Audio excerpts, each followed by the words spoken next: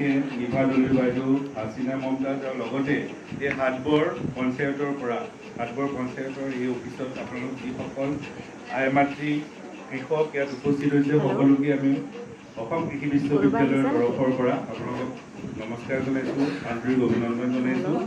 এতিয়া মই আচলতে আপোনালোকে গম পাইছে এই কৃষি সংকল্প অভিযানৰ আজি ৭ম দিন, এসপ্তাহ হৈ গৈছে। ২৯ মে'ৰ পৰা আৰম্ভ হৈছিল ১২ জুন পৰ্যন্ত আৰু ইয়াৰ প্ৰথম শুভাৰম্ভ হৈছিলে ২৯ মে'ৰ ৰাতিপুৱা উৰিষ্যাৰ পুৰীত কেন্দ্ৰীয় কৃষিমন্ত্ৰী শ্ৰীযুত শিৱৰাজ সিং চৌহান ডাঙৰীয়াই কৰিছিল আৰু সেই একেই সময়তে আমি ইয়াত নগাঁও আৰু হোজাই জিলাৰ কাৰণে আমি খেনচোৱা গাঁৱত নগাঁৱৰ সাগৰীজান ব্লকৰ আণ্ডাৰত পৰে তাত আমি ইয়াৰ শুভাৰম্ভ কৰোঁ আৰু আমি প্ৰত্যেক দিনে আমাৰ দুটা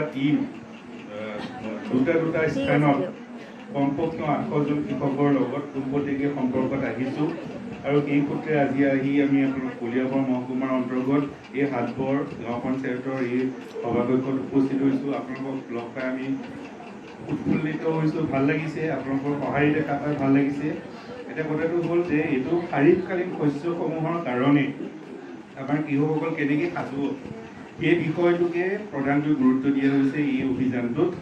গতিকে ইয়াত আমাৰ যিকেইটা মূল লক্ষ্য আছে তাৰ ভিতৰত প্ৰথমটো হ'ল যে আমাৰ গৱেষণালব্ধ যিখিনি প্ৰযুক্তি কৌশল আছে সেই প্ৰযুক্তি কৌশলখিনি যাতে কৃষকৰ ওচৰলৈ লৈ যাব পাৰোঁ, সেইখিনি মূল লক্ষ্য। তাৰোপৰি আছে অসম চৰকাৰ আৰু ভাৰত চৰকাৰৰ যিখিনি কৃষকৰ হিতৰ কাৰণে যিখিনি আঁচনি লৈছে সেইখিনি যাতে আপোনালোকে গম পায়। ইতিমধ্যে আপোনালোকক পশুপালনৰ পৰা আৰম্ভ কৰি আমাৰ কৃষি বিভাগ, ফিচাৰী ডিপাৰ্টমেণ্টৰ বাইদেউ সকলোৱে আপোনালোকক জনাইছে কি কি ধৰণৰ কাম হৈ গৈছে, গতিকে আঁচনিসমূহৰ বিষয়ে অৱগত হৈছে। এইটো এটা আৰু লগতে হৈছে কি যে আমাৰ কৃষকসকলৰ যদি কিবা উদ্ভাৱনী শক্তি আছে সেইখিনি যদি আপোনালোকে জনাই ফিডবেক হিচাপে তেতিয়াহ'লে প্ৰপাৰ ফৰামত আমি সেইখিনি লৈ যাবলৈ সক্ষম হ'ম। প্ৰপাৰ ফৰামত আপোনালোকে এতিয়া চাওক যে এইবাৰ পদ্মশ্ৰী বঁটা পাইছে এজন কৃষকে, নামটো আপোনালোকে জানেনে? কৃষকজনৰ হৰিচৰণ শৰ্মা বুলি নাম শুনিছেনে? হিমাচল প্ৰদেশৰ। কিহৰ কাৰণে পাইছে? তেওঁ এটা আপেলৰ ভেৰাইটি ডেভেলপ কৰিছে যিটো গৰম ঠাইতো কৰিব পাৰে। তাৰমানে কৃষক এজনো বিজ্ঞানী হ'ব পাৰে, বিজ্ঞানী কৰিব নোৱাৰা কামো কৃষকেই কৰিব পাৰে। আপোনালোকৰ মূৰত আপোনালোকৰ চিন্তাটো কিবা এনেকুৱা ভাল কৌশল আহিব পাৰে যিটোৰ দ্বাৰা আমি উৎপাদন বৃদ্ধি কৰিব পাৰোঁ। গতিকে সেই কথাখিনি যদি আপোনালোকৰ মনত খেলায়, সেইখিনিও যদি আপোনালোকে আমাক দিয়ে তেতিয়া প্ৰপাৰ ফৰামত লৈ যাবৰ কাৰণে সুবিধা হ'ব। এতিয়া মই অসম কৃষি বিশ্ববিদ্যালয়ক প্ৰতিনিধিত্ব কৰি কেইটামান কথা ক'ব বিচাৰিছোঁ। আমাৰ অসম কৃষি বিশ্ববিদ্যালয়খনে কৃষকৰ কাৰণে ৩ ধৰণে সেৱা আগবঢ়াই আহিছে। এইকেইটা হ'ল, প্ৰথমটো হ'ল শিক্ষা, তাৰপিছতে সম্প্ৰসাৰণ, তাৰপিছতে আহিলে শিক্ষা, গৱেষণা আৰু সম্প্ৰসাৰণ, 3টা কাম কৰিছে। শিক্ষা কি হৈছে আপোনাৰ যিসকল ছাত্ৰ ছাত্ৰী আছে তেওঁলোকক মানৱ সম্পদ ৰূপে গঢ় দিছে, তেওঁলোকে ডিগ্ৰী পাইছে, BSc, MSc, PhD কৰিছে। তাৰপাছত কি হৈছে অসমৰ কৃষকৰ সেৱাৰ কাৰণে তেওঁলোকে বিভিন্ন ঠাইত কাম কৰি আছে।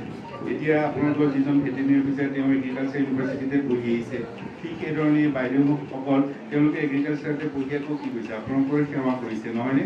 গতিকে এই শিক্ষাৰ যোগেদি আমাৰ মানৱ সম্পদ গঢ়াৰ কামটো হৈ আছে। তাৰপিছতে হৈ আছে গৱেষণা। গৱেষণাত প্ৰত্যক্ষভাৱে কৃষকৰ কামত অহা যিখিনি প্ৰযুক্তি কৌশল আছে সেইখিনি উদ্ভাৱন কৰা হৈছে। কৃষকৰ কামত অহা প্ৰযুক্তি কৌশল বুলি কোৱাৰ লগে লগে আপোনালোকে মনত ভাবি ল'ব নালাগে যে এটা বহুত ৰকেট চাইন্স।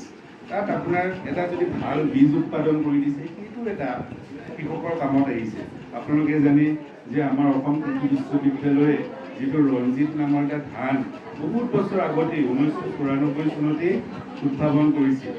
সেই ধানটোৰ কাৰণে কি হ'ল উৎপাদন শক্তি বাঢ়ি গ'ল ধানৰ, যাৰ কাৰণে অসমে বাহিৰৰ পৰা যি চাউল আমদানি কৰিব লাগে তাৰ পৰিমাণ কমি গ'ল। নহ'লে কি হ'লহেঁতেন আমাৰ বহুত লোকচান হ'লহেঁতেন, মানে অসমে বাহিৰত এতিয়া এই উৎপাদন শক্তি বেছি থকাৰ কাৰণে ৰঞ্জিত ধানে এতিয়া প্ৰায় 60%তকৈ বেছি অঞ্চলত আমাৰ যিখিনি লোকেল থলুৱা ধান আছে তাক ৰিপ্লেচ কৰি ৰঞ্জিত কৰে। এতিয়া বহুত কৃষকক আপুনি যদি নতুন ধানৰ ভেৰাইটিও ক'বলৈ দিয়ে তেওঁলোকে ৰঞ্জিতহে ল'ব, কাৰণ মূৰত এইটো সোমাই গ'ল যে ৰঞ্জিত এটা খুব ভাল ভেৰাইটি। তাৰপাছত ৰঞ্জিত ওলাল, বাহাদুৰ ওলাল, তাৰপিছত তাৰ আকৌ মডিফাইড ভাৰ্জন কিছুমান ৰঞ্জিত চাবুৱান, বাহাদুৰ চাবুৱান কি হ'ল ছাবমাৰ্জেন্স টলাৰেঞ্চ। যদি আপুনি খেতিটো ধানখিনি মূল পথাৰ ৰোৱাৰ পাছত বৰষুণত ডুবি গ'ল বানপানী হোৱা জেগাত যাতে সি জীয়াই থাকে, এসপ্তাহ পৰ্যন্ত পানী ডুবি আছে তথাপিও জীয়াই থাকিব লাগে। সেইবোৰৰ কাৰণে নতুন যিখিনি ভেৰাইটি ওলাল, ধৰক চাহবোৱান বুলি আহিলে, ৰঞ্জিত চাহবোৱান, বাহাদুৰ চাহবোৱান, এইবুলি এই ভেৰাইটিখিনি আহিলে। তাৰপাছত কি হয়, এই আমাৰ যিখিনি পথ আছে এইবিলাক বেছি দীঘলীয়া সময় লাগে, 150 দিনমান সময় লাগে ইয়াক চপাবৰ কাৰণে। আমি ধান সিঁচাৰ পৰা, নাৰ্চাৰীত আমি কঠীয়া তুলি ধান সিঁচাৰ পৰা চপোৱালৈকে সময় 150 দিনমান লাগে।